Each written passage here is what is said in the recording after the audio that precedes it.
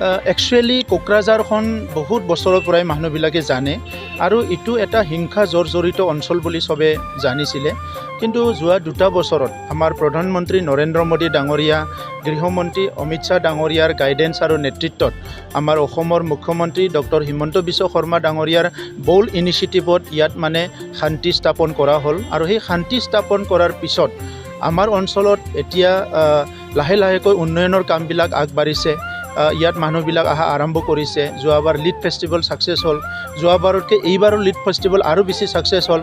তো এতিয়া আমি নলেজ ফেষ্টিভেলটো এইকাৰণে লৈছোঁ কি ইয়াত অলপ মানে আমাৰ অঞ্চলৰ ফিউচাৰটোক লৈ পেলাই ইয়াত কিছুমান জেনেৰেশ্যন আমি বিল্ড কৰিব লাগিব, যি জেনেৰেশ্যনে কি এটা নলেজ বেছ ছ'চাইটি হ'ব পাৰে বা এই জেনেৰেশ্যনে যাতে নলেজটো বুজি পায়, জ্ঞানটো বুজি পায়। কাৰণ পৃথিৱীত আমি দেখিছোঁ জ্ঞানক বাদ দি সমাজ আগবাঢ়ি যোৱা, দেশ আগবাঢ়ি যোৱা এইটো কেতিয়াও সম্ভৱ নহয়।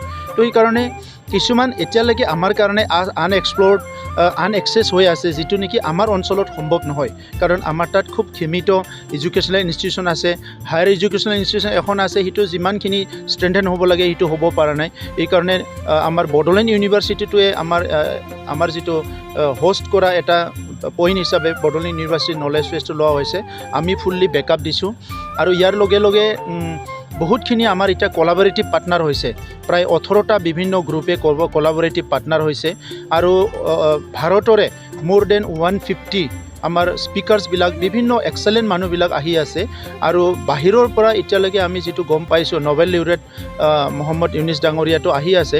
ইয়াৰ লগে লগে প্ৰায় 35 স্পিকাৰ্ছ ফ্ৰম ডিফাৰেণ্ট 14 কাণ্ট্ৰিজ, 35জন স্পিকাৰ আমাৰ আহি আছে।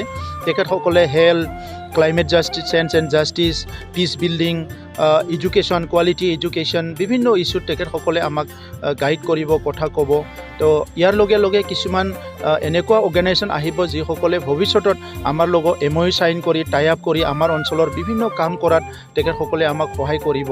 গতিকে নলেজ ফেষ্টটো এটা নতুন এটা ক্লাইমেক্স, নতুন এটা এনভাইৰনমেণ্ট বডোলেণ্ডত আনিব বুলি আমি আশা কৰিছোঁ। আৰু ইয়াৰ পিছত আগৰ হত্যা, হিংসা, এজনে আনজনক বেয়া পোৱা, যিবিলাক আমাৰ আননেচেচাৰী কিছুমান এণ্টি ছ'চিয়েল এক্টিভিটিবিলাক হৈ আছিলে, এইটো গোটেই ছাবচাইড কৰি এটা ডাইৰেকশ্যনত আমি যাবলৈ পাৰিম বুলি আমি আশা কৰিছোঁ।